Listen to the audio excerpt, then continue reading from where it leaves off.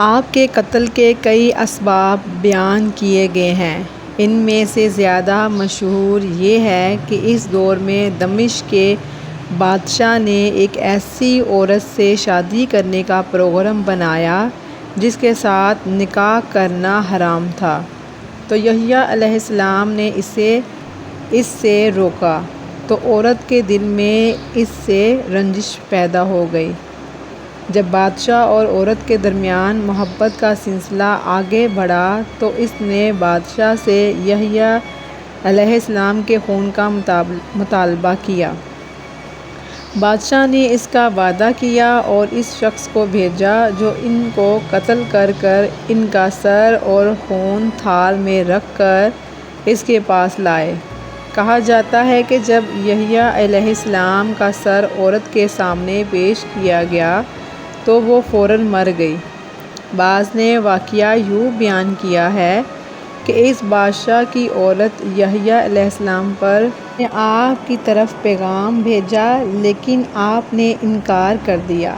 جب وہ آپ سے مایوس ہو گئی تو اس نے بادشاہ سے آپ کے قتل کا مطالبہ کیا۔ بادشاہ نے پہلے تو انکار کیا لیکن بعد میں مان گیا اور اس نے آپ کو قتل کرنے کے لیے آدمی بھیجا۔ اس نے آپ کا سر اور خون تھال میں رکھ کر عورت کے سامنے پیش کر دیا۔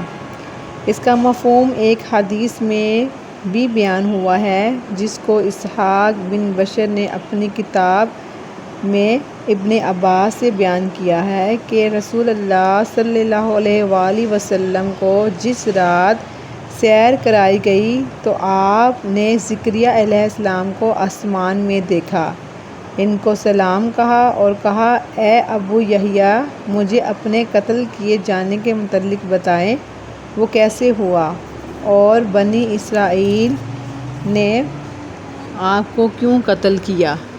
وہ فرمانے لگے اے محمد صلی اللہ علیہ وآلہ وسلم میں آپ کو آگاہ کرتا ہوں کہ یحییٰ علیہ السلام اپنے زمانے کے سب سے بہتر آدمی تھے۔ وہ بہت خوبصورت اور روشن چہرے والے تھے۔ وہ اللہ کے فرمان کے مطابق سردار عورتوں سے رکنے والے تھے، ان کو عورتوں کی خواہش نہ تھی۔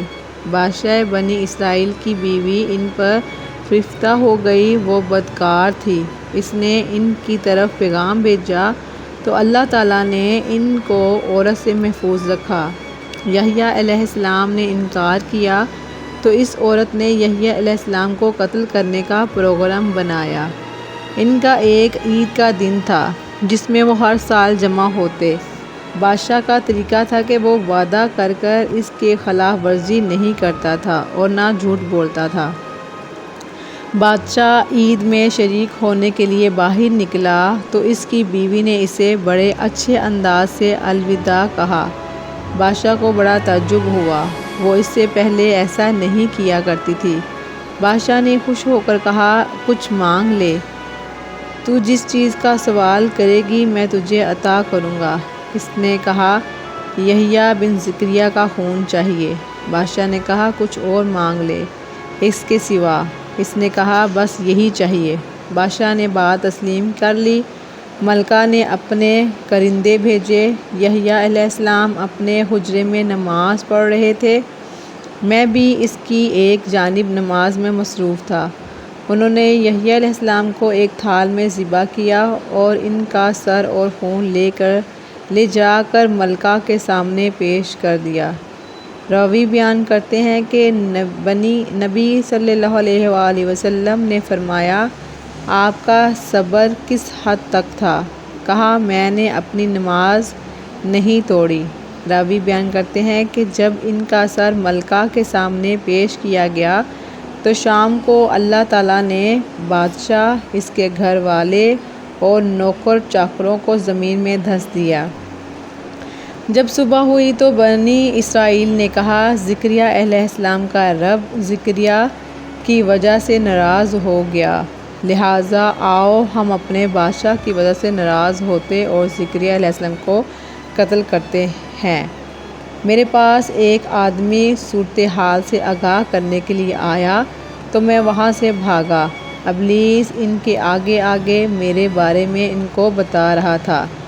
جب مجھے خطرہ لاحق ہوا تو میں ان سے بھاگ نہیں سکا، تو میرے سامنے ایک درخت آیا، اس نے مجھے پکارا اور کہا میری طرف آ جاؤ۔ وہ درخت میرے لیے پھٹ گیا اور میں اسی میں داخل ہو گیا۔ فرمایا ابلیس نے میری چادر کا ایک پلو پکڑ لیا، درخت کے دونوں حصے آپس میں مل گئے اور میری چادر کا پلو درخت سے باہر رہ گیا۔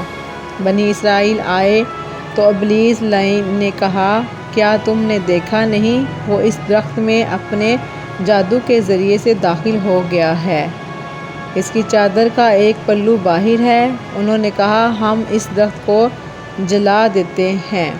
ابلیس نے کہا نہیں، اس کو آرے کے ساتھ چیر دو، تو میرے سمیت درخت کو آرے سے چیر دیا گیا۔ نبی صلی اللہ علیہ وآلہ وسلم نے پوچھا کیا کوئی تکلیف محسوس ہوئی؟ فرمایا نہیں، البتہ اس درخت کو تکلیف کا احساس ہوا جس میں میری روح اللہ نے ڈال دی تھی۔ یہ واقعہ بہت زیادہ عجیب و غریب ہے، اس کا مفہوم ہونا صحیح نہیں۔ اس کی کئی باتیں ایسی ہیں جو کسی صورت قابل قبول نہیں۔ حدیث اسراء میں زکریا علیہ السلام کا ذکر کہیں نہیں ملتا، صرف اس روایت میں ان کا ذکر ہے۔ البتہ حدیث اسراء میں محفوظ الفاظ یہ تو ملتے ہیں کہ آپ نے فرمایا میں یحییٰ اور عیسیٰ علیہ السلام کے پاس سے گزرا، وہ دونوں خالہ زاد بھائی ہیں۔ جمہور کی رائے ظاہری حدیث کے مطابق ہے، کیونکہ ام یحییٰ عائشہ بنت عمران تھی جو مریم بنت عمران کی بہن ہے۔ بعض نے کہا بلکہ عائشہ زکریا کی بیوی اور یحییٰ علیہ السلام کی ماں ہے، اور یہ ام مریم حنا زوجہ عمران کی بیوی ہے، اس لحاظ سے یحییٰ مریم کی خالہ زاد بھائی ہے، واللہ اعلم۔ اس بارے اختلاف ہے کہ یحییٰ بن زکریا علیہ السلام کا قتل مسجد اقصیٰ میں ہوا تھا یا کہیں اور جگہ۔ شملہ بن عطیہ رحمۃ اللہ نے بیان کیا ہے کہ بیت المقدس کی ایک چٹان پر 70 انبیاء علیہ السلام قتل کیے گئے، ان میں سے یحییٰ بن زکریا بھی ہیں۔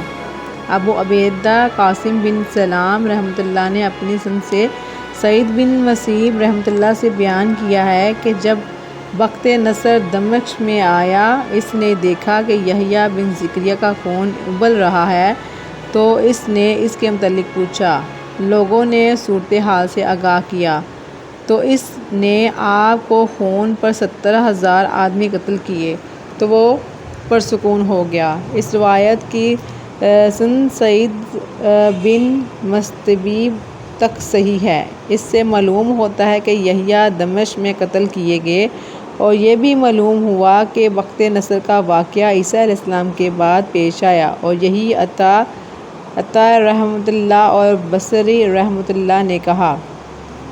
حافظ ابن عساکر رحمۃ اللہ نے زید بن واقد سے بیان کیا کہ میں نے یحییٰ بن زکریا کا سر دیکھا ہے جب لوگوں نے مسجد دمشق بنانے کا ارادہ کیا، تو آپ کا سر حجرے کے ساتھ والے قبیلے کی جانب ستونوں میں سے ایک مشرق ستون کے نیچے سے نکالا گیا۔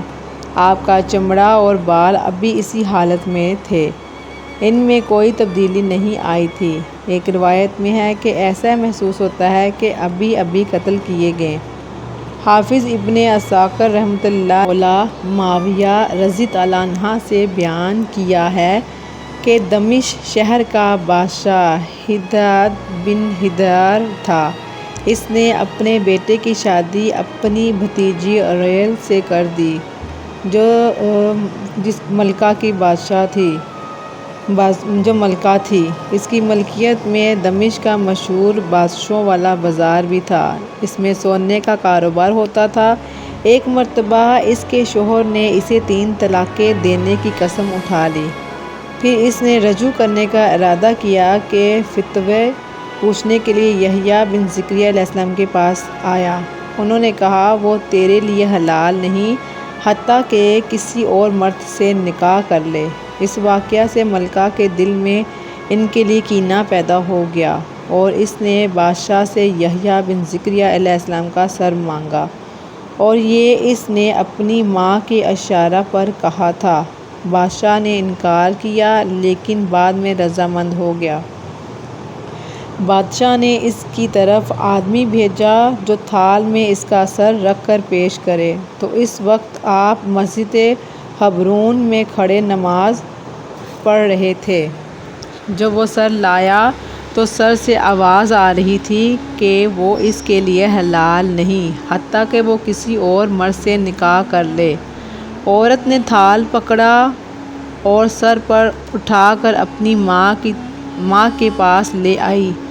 اسے ابھی تک وہی آوازیں آ رہی تھیں۔ جب وہ اپنی ماں کے سامنے کھڑی ہوئی تو وہ زمین میں دسنا شروع ہو گئی، پہلے پاؤں تک دستی، پھر سرین تک۔ اس کی ماں چیخ و پکار کرنے لگی اور خادموں نے بھی ولولہ شور مچانا شروع کر دیا۔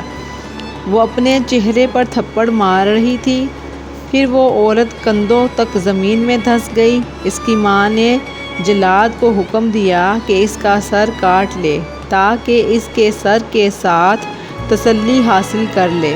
جب جلاد نے سر کاٹ کر جدا کر لیا تو زمین نے اس کا پورا جسم نگل لیا اور وہ لوگ ذلت اور رسوائی میں غرق ہو گئے، اور یحییٰ علیہ السلام کا خون جوش مارتا رہا حتیٰ کہ وقت نصر آیا اور اس نے وہاں 75,000 آدمی قتل کیے۔ سعید بن عبدالعزیز رحمۃ اللہ بیان کرتے ہیں کہ یہ ہر نبی کا خون تھا اور وہ ہمیشہ جوش مارتا رہا حتیٰ کہ ارمیہ نبی علیہ السلام آ کر اس پر کھڑے ہوئے اور فرمایا، اے خون، تو نے بنی اسرائیل کو فنا کر دیا، اب اللہ کے حکم سے پرسکون ہو جا۔